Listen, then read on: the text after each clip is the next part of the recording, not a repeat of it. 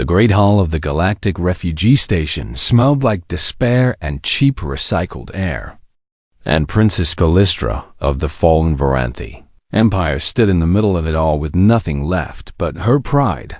3 days ago she had been royalty, the beloved daughter of Emperor Varath the Wise, heir to a civilization that had ruled 12 star systems for 10,000 years.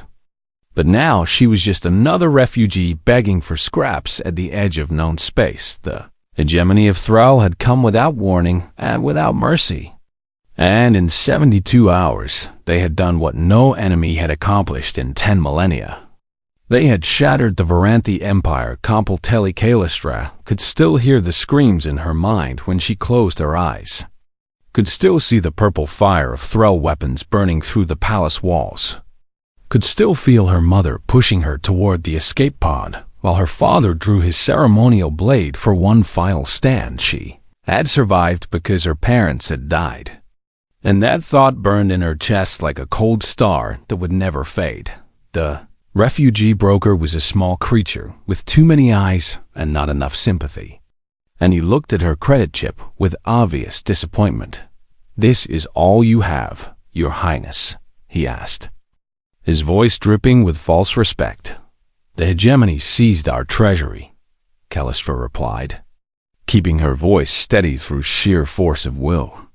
"They froze our accounts across every major banking world. This is what I managed to hide in a personal account. Then I am afraid your options are quite limited," the broker said, gesturing toward a display screen that showed various species available for hire as bodyguards. Callistra studied the options with growing despair, for the prices were astronomical.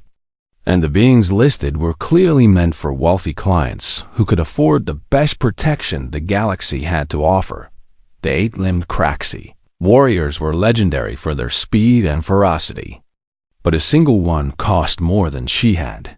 The psychic Mendari could sense danger before it arrived, but their fees were even higher. The silicon-armored Gorvax were nearly indestructible, but they charged by the hour, and she could afford perhaps 3 hours of their time. "There must be something within my budget," she said, hating the desperation in her own voice. The broker made a sound that might have been a laugh or might have been pity, and he scrolled through his database until he reached the very bottom of the list. "There is one option," he said. "A human." Callistra blinked in confusion, because she had heard of humans but knew almost nothing about them. They were a relatively new species on the galactic stage, having achieved faster than light travel barely 2 centuries ago. And they had no reputation for military prowess that she was aware of. "A human," she repeated. "Are they capable fighters?" "They are cheap," the broker replied, which was not an answer at all. He gestured toward the far corner of the hiring hall where a single figure sat alone at a small table. And Callistra turned to look at what her limited funds could purchase. The human was thoroughly unimpressive by any standard she could imagine. He appeared to be middle-aged by human standards, with short gray-brown hair and a face that showed lines of age and weariness. He wore a simple jacket that had seen better days and held a cup of some dark liquid in his hands. And he had no visible weapons or armor or augmentations of any kind. His eyes were what caught her attention, for they were tired and distant, and seemed to be looking at something far beyond the walls of the station, like a man who had seen too much and could not stop seeing it. "Him?" Callistra asked, unable to keep the disbelief from her voice. "Marcus Cole," the broker confirmed. "Former military, current freelancer. Very affordable. But humans are a minor species," Callistra protested. "They have no natural weapons, no telepathic abilities, no enhanced senses. They are soft and fragile, and they come from a world that is barely classified as habitable. They are what you can afford." "Your Highness," the broker said with a shrug of his many shoulders. "Take it or leave it." Callistra looked at the human again and felt her hope dying in her chest. For this creature was supposed to protect her from the most dangerous military force in the galaxy. This soft and tired-looking being was supposed to keep her alive long enough to reach the Citadel of Ancestors, where her father had hidden the activation codes for the emergency fleet. It was impossible. It was absurd. It was her only option. She walked across the hiring hall with her head held high because she was still a princess, even if her empire was ash. And she stopped in front of the human's table with as much dignity as she could muster. "Marcus Cole," she said. And it was not a question. The human looked up from his cup and met her eyes. And for a moment, Callistra felt something strange pass between them, like a current of electricity that made her skin tingle beneath her silver scales. "Princess Callistra," he replied, and his voice was calm and quiet and completely unimpressed by her title. "I heard about your empire. I am sorry for your loss. I do not need sympathy," she said. "I need protection. I need to reach the Citadel of Ancestors in the Varith system. It is 12 systems away through hegemony-controlled space, and I need someone to keep me alive until I get there." The human took a slow sip of his drink and seemed to consider her words carefully before responding. "The hegemony will send hunters after you," he said. "Assassins first, then soldiers, then fleets if necessary. They will not stop until you are dead, because a living heir is a threat to their conquest." "I know," Callistra replied, "and you want me to protect you against all of that. Can you?" The human set down his cup and stood up slowly, and Callistra noticed that he moved with a strange economy of motion, like every gesture had been calculated for maximum efficiency. "I can get you there," he said simply. "How?" she demanded. "You have no armor, no visible weapons, no augmentations. You are a single member of a species that has barely left its home system. How can you possibly protect me against the hegemony?"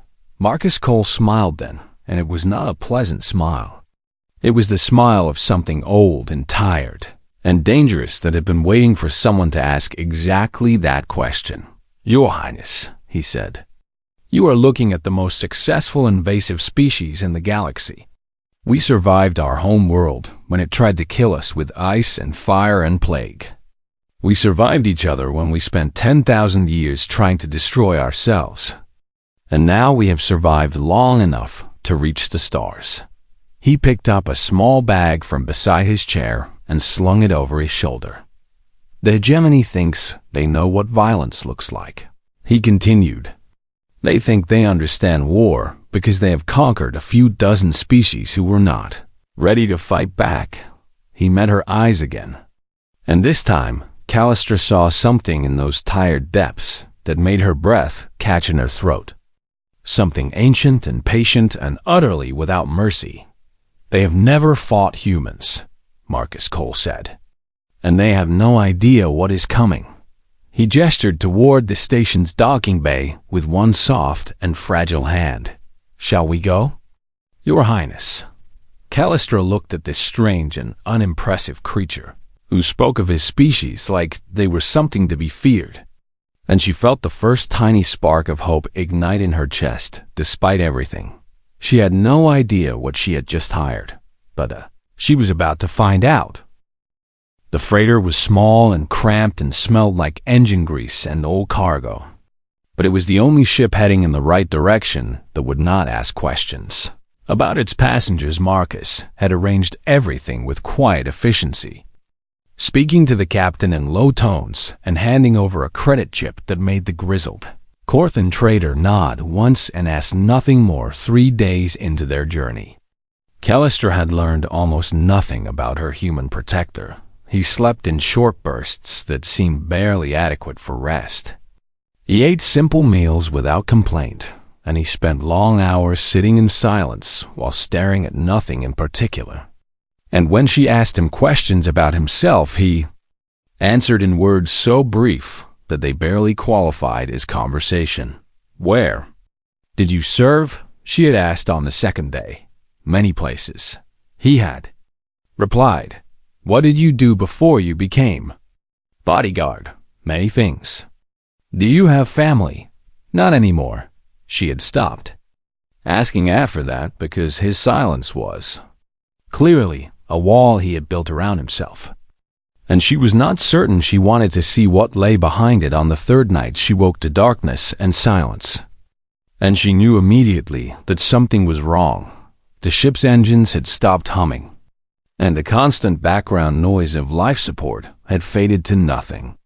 And the only light came from the dim red glow of emergency strips along the floor. Callistra reached beneath her pillow for the ceremonial blade she kept there, the last gift from her mother, and she held it tight as she listened to the silence that pressed against her ears like a physical weight. A sound came from the corridor outside her quarters, a soft scraping noise that made her scales ripple with instinctive fear, and she pressed herself against the wall as the door began to slide open. The Thrall hunter that stepped through the doorway was everything nightmares were made of. It stood nearly 3 meters tall with an exoskeleton of dark chitin that gleamed in the emergency lights. 4 arms extended from its thorax, with each one holding a different weapon, and its mandibles clicked together in a sound that Callistra knew meant hunger and anticipation. "Princess Callistra of the Varanthi," the hunter said, its voice a wet clicking sound that barely formed words. "The hegemony sends its regards." Callistra raised her blade, knowing it was useless, knowing she was about to die, knowing that her parents had sacrificed everything for nothing. And then Marcus Cole stepped out of the shadows behind the Thralsh. Had not seen him there, had not heard him move, had not even known he was in the room. But suddenly he was simply there, like he had materialized from the darkness itself. What happened next would stay with Callistra for the rest of her life. Marcus moved with a speed that should not have been possible for a species with no natural enhancements. His hand shot forward and found a gap in the Thrall's armor at the base of its neck, a gap so small that Callistra could barely see it, and he struck with precision that spoke of intimate knowledge of Thrall anatomy. The hunter made a sound like breaking glass and collapsed to the floor, without ever knowing what had killed it. 2 more. Thrall emerged from the corridor with weapons raised and mandibles clicking in fury. And Marcus did not stop moving, did not pause, did not hesitate. He grabbed the fallen hunter's body and used it as a shield against the first plasma bolt, then redirected the second hunter's arm so that its own shot struck its companion. And then he was among them with hands that seemed to know exactly where to strike. And when Callistra watched a single human dismantle 3 elite hegemony assassins in less than 10 seconds, when it was over, Marcus stood among the bodies without a scratch on him, and he was not even breathing hard. And he searched the corpses with methodical efficiency, while Callistra tried to remember how to speak. "How?" she finally managed to ask, her voice barely a whisper. Marcus looked up from the body he was examining and met her eyes with that same tired calm he always wore. "Humans have been fighting each other for 300,000 years, he said. "We got very good at it." "That they were Thrall hunters," Callistra protested. "They are trained from birth to kill.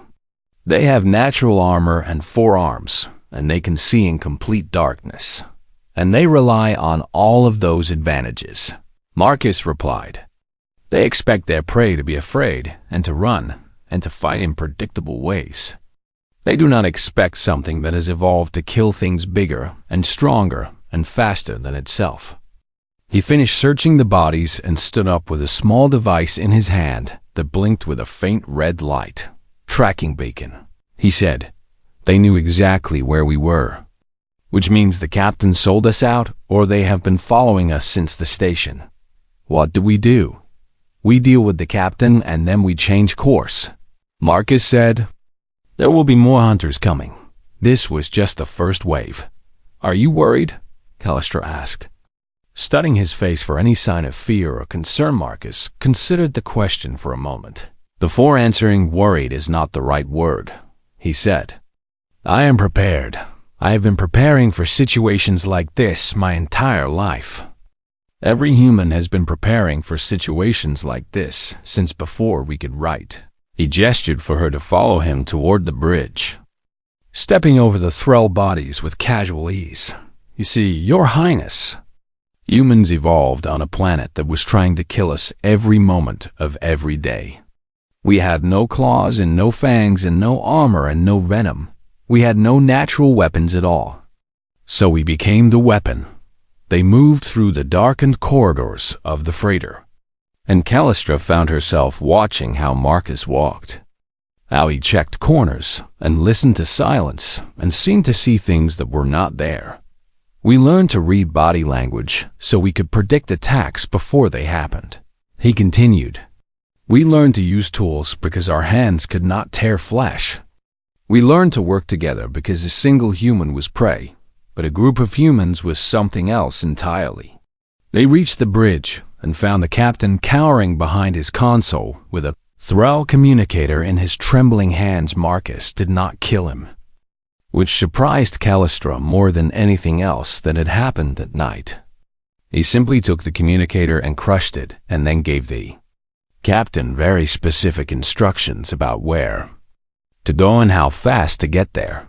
The Corthan trader obeyed without argument because he had seen what Marcus could do, and he had no desire to learn what else the human was capable of later when they were alone again. Marcus sat down in the common area and finally looked tired. Finally looked like the weight of what he had done was settling on his shoulders. You asked if I was worried, he said. The truth is that I am always worried. Every human is always worried. We carry fear with us like other species carry oxygen in their blood. Then why do you fight? Callistra asked, sitting across from him.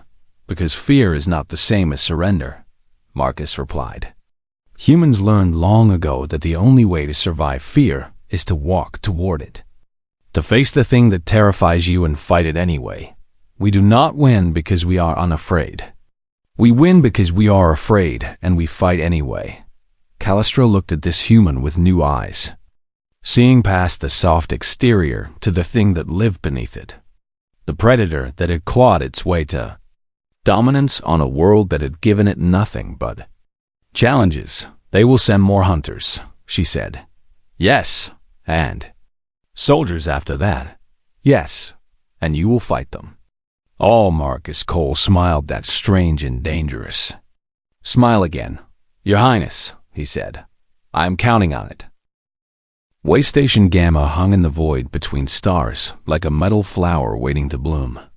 A neutral trading post where ships from 100 different species stopped to refuel and resupply before continuing their journeys across the galaxy. It was supposed to be safe. The hegemony did not care about supposed to be. Callistra stood in the station's command center watching the tactical display with a feeling of cold dread spreading through her chest. For 3 thrall cruisers had dropped out of faster-than-light travel and now hung in the darkness like predators waiting to strike. 1,800 warriors, the station commander said. A massive Gorvax whose silicon armor had turned gray with age. They are demanding we surrender you to them, Your Highness. And if you refuse, Callistra asked, already knowing the answer, they will take you by force and destroy the station as punishment for our defiance. Then you should give me to them, Callistra said, the words tasting like ash in her mouth. I will not let thousands die for my sake. No, Marcus said from behind Hirsch. She turned to face him and found that strange light in his eyes again. That quiet intensity that seemed to burn just beneath the surface of his calm exterior. You will not surrender, he continued. And neither will this station. Human, the Gorvax commander rumbled. I respect your courage, but we have no military force here. Only traders and refugees and old soldiers who have not held weapons in decades. We cannot fight 3 cruisers. You are wrong, Marcus said, stepping forward to study the tactical display. You have everything you need to fight. You just do not know it yet. What happened over the next hour was something Callistra would remember for the rest of her long life. Marcus moved through the station like a force of nature, speaking to every species he encountered in tones that somehow conveyed both respect and absolute authority. And everywhere he went, he left behind beings who suddenly stood a little taller and moved a little faster. He found the cults first, methane-breathing creatures who lived in the station's lower maintenance levels. And he spoke to them about their knowledge of the ventilation systems and how those systems could become traps for invaders. He gathered the Vreen next, photosynthetic beings who communicated through bioluminescent flashes, and he organized them into a communication network that could relay information faster than any electronic system. He discovered that the station's security force included veterans from 7 different species, beings who had fought in conflicts across the galaxy and had come to Way Station Gamma seeking peace. And he reminded them why they had fought in the first place within 60 minutes. Marcus had transformed a collection of frightened civilians into something that resembled an army. The Gorvax commander watched it all with eyes that grew wider with each passing minute. Humans do this, he told Callistra as they observed Marcus coordinating defensive positions. They form packs with anyone and anything. They find connections where other species see only differences. It is one of the most unsettling things about them. He is only one being, Callistra said. One human turned my station into a fortress in an hour, the commander replied. Imagine what they could do with time and resources. Imagine what they could do if they truly decided to fight. The Thrall boarded the station, expecting easy victory. They found something else entirely. The first wave came through the main docking ports with weapons blazing and mandibles clicking in anticipation of slaughter. And they were met by cult warriors who emerged from vents they had not known existed and struck from angles they could not defend. The second wave tried the cargo bays and found old Gorvax soldiers in improvised armor blocking every approach, their silicon bodies absorbing plasma fire, while younger species struck from behind barricades. The third wave attempted to cut through the hull itself and found that every breach point had been predicted and defended by beings who had nothing left to lose. And everywhere the Thrall turned, they found Marcus Cole. He appeared in corridors where he should not have been, struck from shadows that should not have hidden him, and disappeared before they could retaliate. He did not fight like a hero from the stories Callistra had grown up with. He fought like something older and darker and far more dangerous. She saw him take wounds that should have been fatal, plasma burns across his torso, and a blade that pierced his shoulder. And he simply kept moving like pain was something that happened to other people. She saw him hold a dying cult warrior as the being's gas bladder failed, speaking soft words in a language she did not understand, and then rise with eyes that had gone cold and hard and empty. Each loss made him more efficient. Each death made him more terrifying. And the Thrall began to realize that they were not fighting a civilian station at all. They were fighting something that refused to die. The battle lasted 9 hours in violence and fear and desperate courage as beings who had never held weapons fought beside veterans who had sworn never to fight again. 9 hours of Marcus Cole becoming something that Callistra could barely recognize. A weapon in human form that seemed to exist for no other purpose than to make the enemy pay for every inch of ground. When human reinforcements finally arrived from a nearby patrol ship, the Thrall forces were already in retreat, their cruisers pulling back with less than half the warriors they had started with. Callistra found Marcus in the wreckage of the main promenade, sitting among the bodies of fallen defenders with blood dripping from wounds he had not bothered to bandage. "We won," she said, though the word felt hollow in her mouth. "We survived," Marcus corrected. "Winning is something different." She sat down beside him without caring about the blood, or the debris, or the stares of the beings who were already beginning to whisper about what they had witnessed. "You changed them," she said. "All of these people who thought they could not fight. You turned them into warriors. I reminded them what they already were, Marcus replied. Every sentient species in the galaxy has the capacity for violence. Every being that has ever lived has faced moments where fighting was the only choice. I just helped them remember. But how did you know what to do? How did you know how to organize them so quickly? Marcus was quiet for a long moment before answering. Humans have been fighting together since before we had language, he said. We learned to hunt in groups before we learned to write. We learned to defend our tribes before we built our first cities. Cooperation under pressure is written into our very nature. He looked at the bodies scattered across the promenade, defenders and invaders alike. And something shifted in his tired eyes. The hegemony thinks strength means overwhelming force, he continued. They think war is about numbers and firepower and technological superiority. They do not understand that true strength comes from beings who choose to stand together. They will send more, Callistra said. More cruisers, more warriors. Eventually, they will send a fleet large enough to destroy this station completely. Yes, Marcus agreed. Which is why we cannot stay here. He rose slowly, favoring his wounded side, and extended a hand to help her stand. It is time you saw something, he said. Something that humanity has been building since the moment we reached the stars. What is it? Marcus smiled. And for the first time, it was not the dangerous smile of a predator. It was something softer, something almost hopeful, a family, he said. The biggest and strangest family in the galaxy. He led her toward the docking bay where a human ship waited. A vessel that had arrived with the reinforcements and now sat ready to carry them deeper into space than Callistra had ever traveled. Where are we going? She asked. To a place called Haven, Marcus replied. To meet the human compact.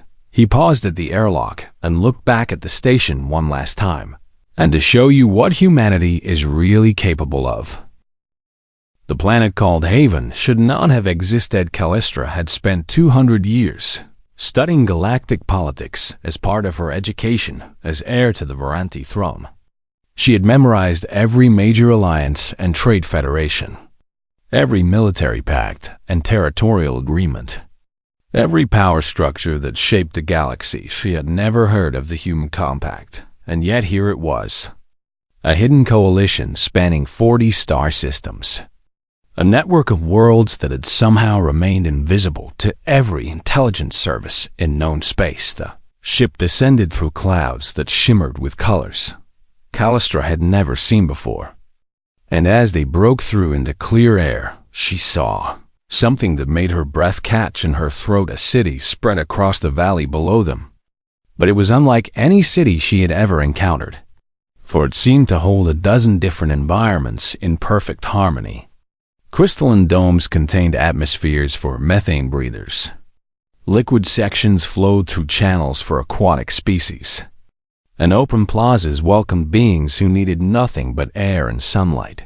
How is this possible? She whispered. Humans are very good at solving problems, Marcus said from beside her. Especially problems that everyone else says are impossible to solve. They landed at a port that accommodated ships of every size and design. And Callistra stepped out into air that smelled like 100. Different worlds blended into something new and strange and wonderful beings of every species she had ever heard of, and many she had not walked through streets that curved and twisted in ways that defied conventional architecture. And they walked together without the tension and suspicion that usually marked interactions between different peoples. A group of children ran past laughing, and Callistra stopped in shock because the group included humans and Varanthi and Threll defectors and half a dozen other species she could not identify. All playing together like the boundaries between their peoples meant nothing at all. The hegemony conquered their homeworlds, Marcus explained. Following her gaze, the collective enslaved their parents. The old empires treated them as lesser beings, unworthy of consideration. They came here because they had nowhere else to go, and you took them in. Callistra said. All of them. Humanity learned something very early in our history, Marcus replied. We learned that the only way to survive a hostile universe is to build something bigger than yourself, to create bonds that make you stronger than you could ever be alone. He led her through the winding streets toward a building at the center of the city, a structure that seemed to have been built from the architectural styles of 100 different cultures, blended into a single harmonious whole. The galaxy taught all of these species to fear each other. Marcus continued. The great powers maintain their control by keeping everyone divided and suspicious, by making sure that no one trusts anyone else enough to stand together. And humans taught them differently. We showed them another way. The council chamber of the human compact was nothing like the grand halls where Callistra had witnessed diplomacy in her former life. There were no thrones or ceremonial robes, no complex protocols or posturing for status. Instead, there were simply beings sitting in a circle talking to each other like equals A. Human woman with gray hair and sharp eyes seemed to lead the discussion, though Callistra noticed that she listened as much as she spoke. And when others disagreed with her, she considered their words carefully before responding. Admiral Chun, Marcus said. Announcing their presence, the woman looked up and smiled, a warm expression that reached her eyes. Marcus Cole, she replied. I heard you caused some trouble at Way Station Gamma. The hegemony is apparently quite upset about losing 300 warriors to a civilian trading post. They should not have invaded a civilian trading post. Marcus said simply Admiral. Chun's eyes moved to Callistra and studied her with an intensity that reminded her of Marcus himself, Princess Callistra of the Varanthi. The Admiral said, Your grandfather did us a great kindness 200 years ago. We have not forgotten. Callistra blinked in surprise, because she had not expected anyone to remember such ancient history. The colony ship Horizon, Admiral Chun continued. 3,000 human refugees fleeing the collective's expansion. Your grandfather's patrol fleet found them, stranded in the void with failing life support, and provided aid when no one else would. I did not know, Callistra admitted. Your Empire's records probably called it a minor diplomatic incident, the Admiral said. But those 3,000 humans founded 4 colony worlds. Their descendants number in the millions now, and they have never stopped telling the story of the Varanthi, prince who chose compassion over convenience. Humans hold grudges, Marcus had told her once. Humans hold everything. Now she understood what he meant. The council listened to her story without interruption. And when she finished explaining about the Citadel of Ancestors and a hidden fleet that could rebuild her empire, they deliberated in hushed voices that carried accents from 100 different worlds. The decision came in minutes. We will help you reach the Citadel, Admiral Chun said. The Compact's fleet will provide escort through hegemony space. Why? Callistra asked. And she heard her own voice cracking with emotion she could not contain. The Varanthi Empire never allied with humanity. We considered you primitive and beneath our notice. We gave you nothing, and now you offer everything. Your grandfather gave us something precious, Admiral Chun replied. He gave us hope at a moment when we had none left. And now we have the chance to return that gift. She stood and walked toward Callistra with her hand extended in the human gesture of greeting. Besides, Admiral Chun added with a smile that held echoes of Marcus Cole's dangerous edge. The hegemony has been expanding for too long without consequence. They have forgotten that there are still beings in this galaxy who refuse to bow. Callistra took the Admiral's hand and felt the strength in that grip. The quiet certainty of a people who had spent their entire existence fighting against impossible odds later. When the council had adjourned and the fleet was being prepared, she found Marcus standing alone on a balcony overlooking the city. What do humans really want? She asked him.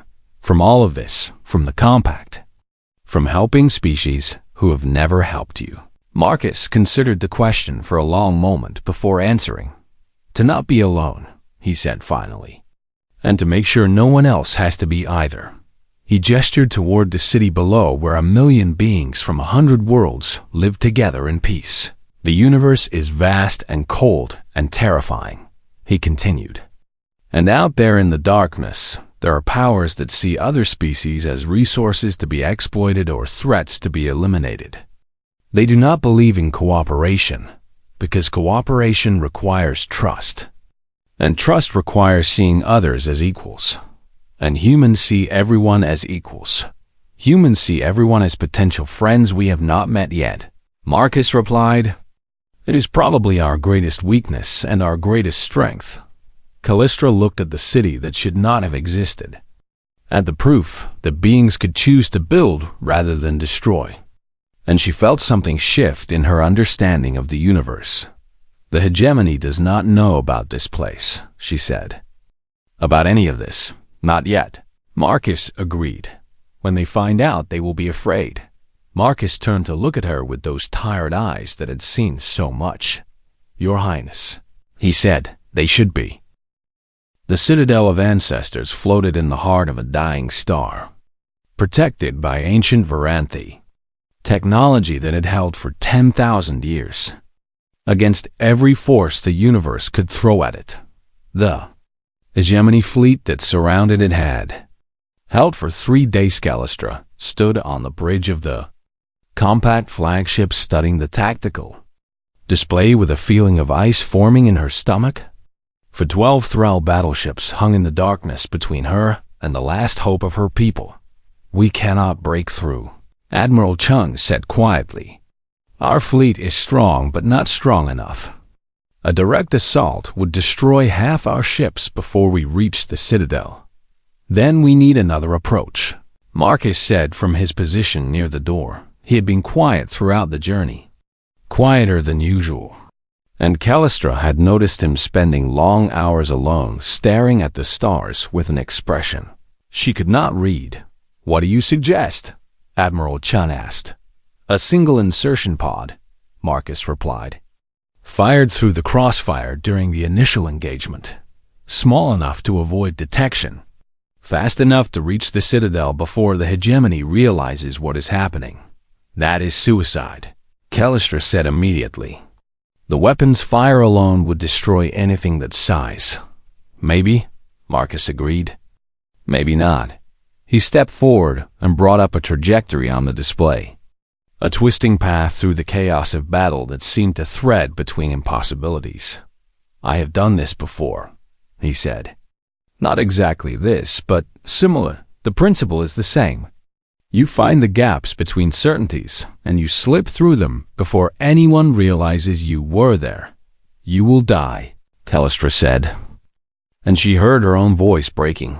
"Probably," Marcus replied with that strange calm she had come to know so well.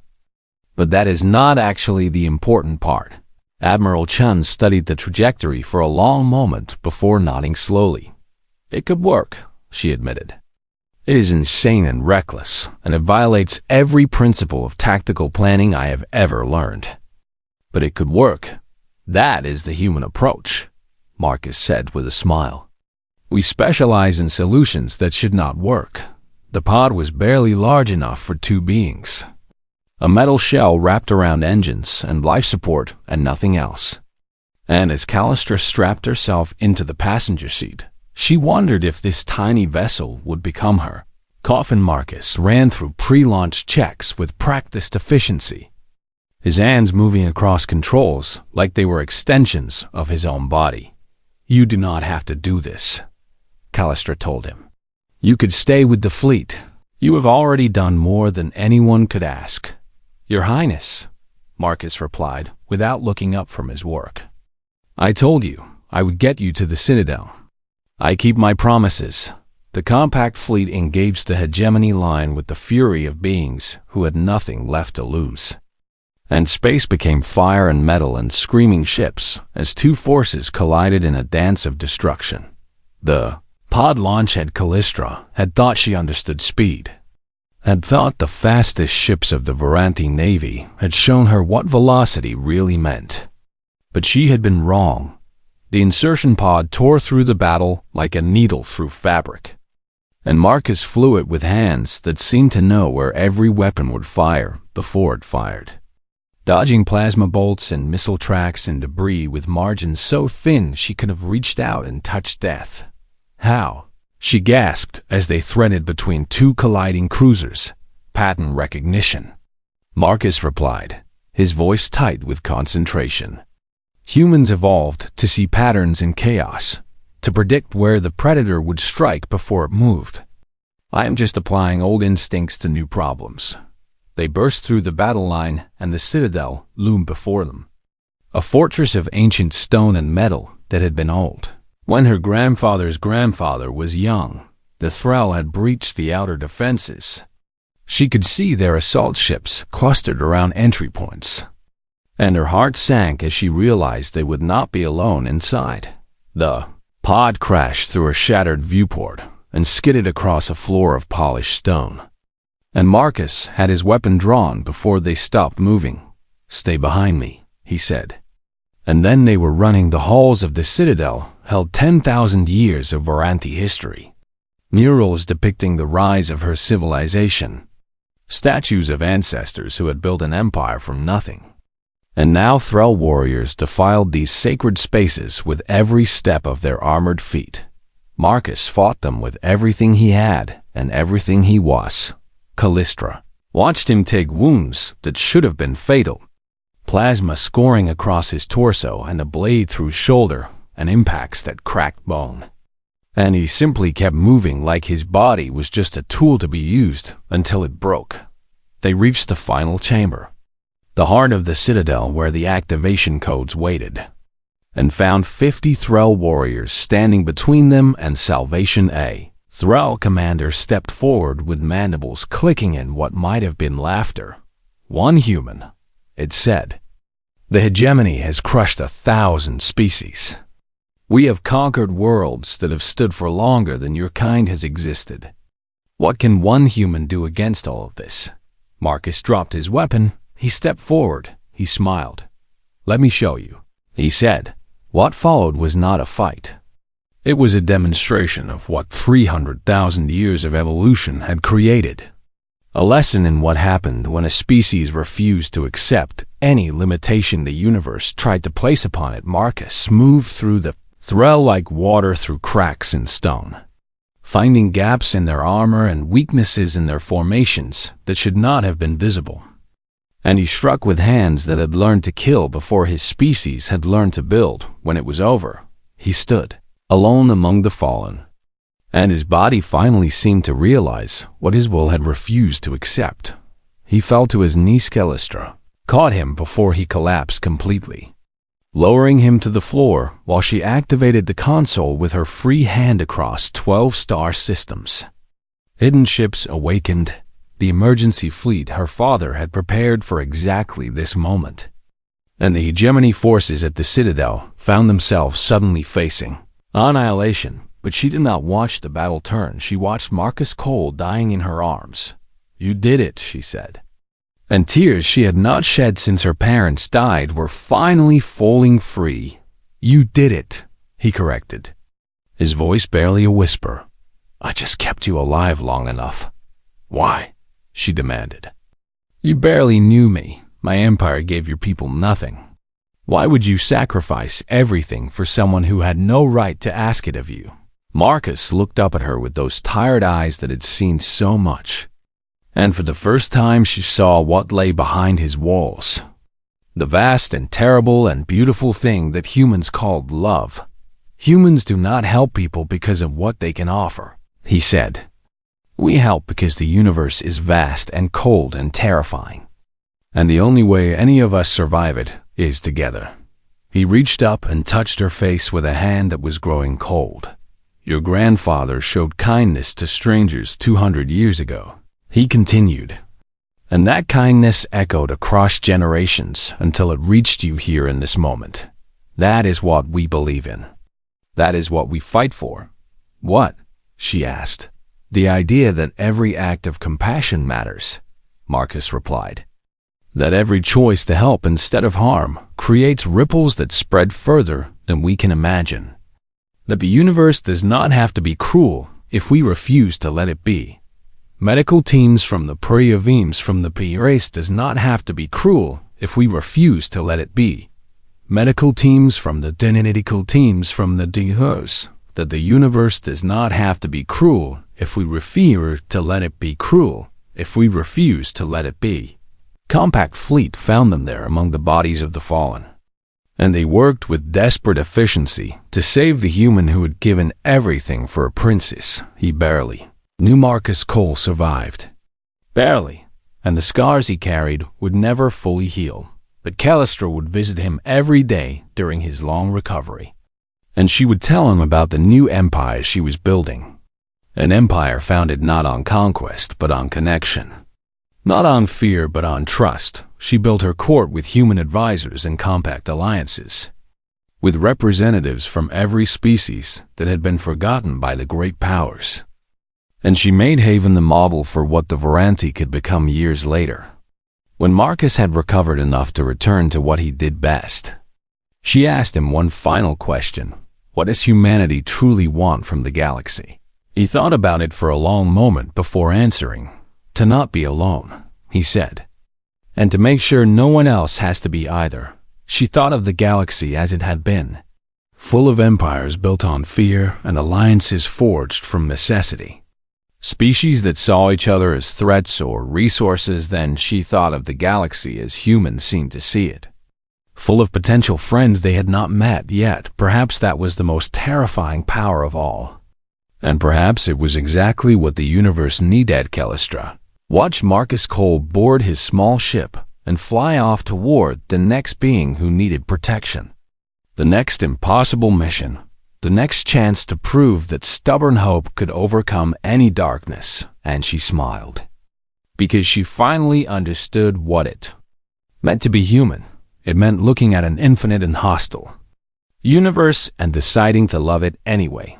It meant fighting, not because you expected to win, but because the fight itself mattered. It meant being soft and fragile and temporary and choosing to care about others despite knowing that caring would eventually break your heart. She had asked a human to defend her, and he had shown her how to defend the entire galaxy. She had thought him weak, and he had revealed that true strength had nothing to do with armor or weapons or natural advantages. She had believed herself alone, and he had proven that no one ever had to be. That was the weight of humanity, the burden they carried across the stars, the gift